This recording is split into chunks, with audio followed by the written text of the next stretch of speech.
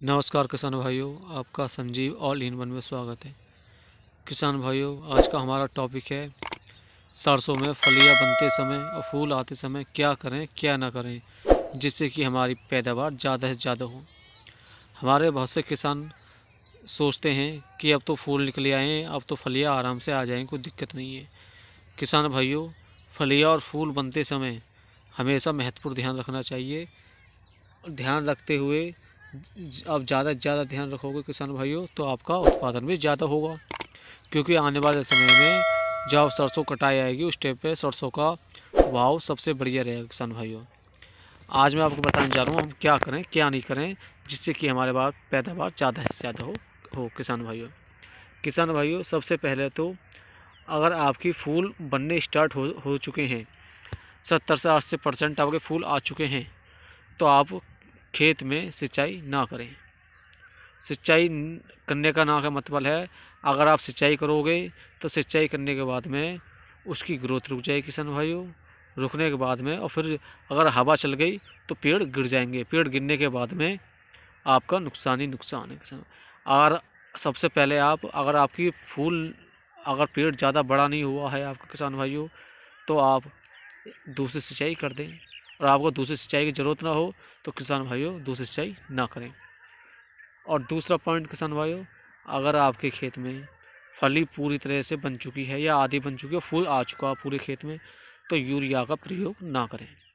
Urea का प्रयोग का मतलब है, अगर प्रयोग करोगे तो जो हमारा पेड़ है जो पूरी तरह तैयार हो चुका है, यूरिया उसको बढ़ाता चला जाएगा, जिससे कि हमारा पेड़ बेकार हो जाएगा।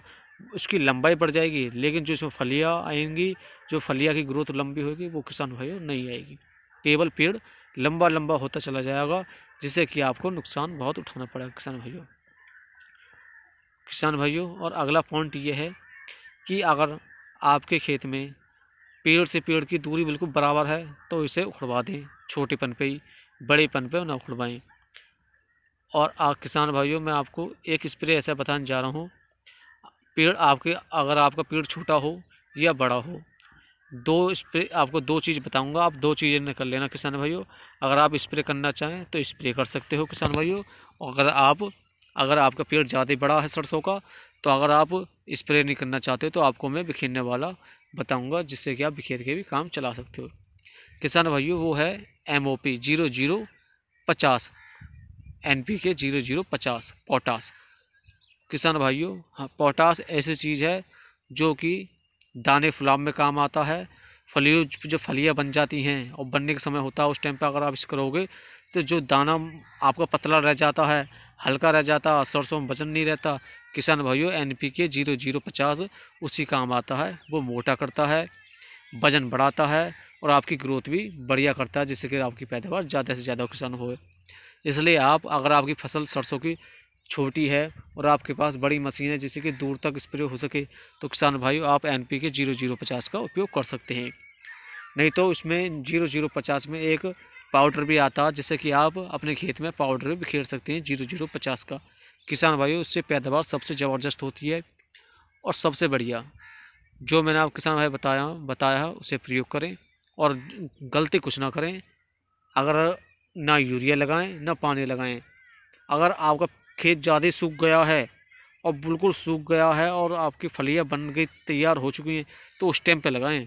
अगर आपको पता है कि आपका खेत गीला है और नमी है और फलियां बन चुकी हैं, तो ना लगाएं, क्योंकि इससे यह है कि मौसम भी बेकार है और हवा भी तेज़ चल रही है। अगर पानी लगाओगे तो पेड़ गिर जाएंगे। इसलिए आप सावधानी बरतें किसान भाइयों, और आप NPK 0050 का उपयोग करें किसान भाइयों। अगर आपने हमारा चैनल सब्सक्राइब नहीं किया तो चैनल को सब्सक्राइब कर लें और बेल आइकन घंटी दबा दें। धन्यवाद किसान भाइयों।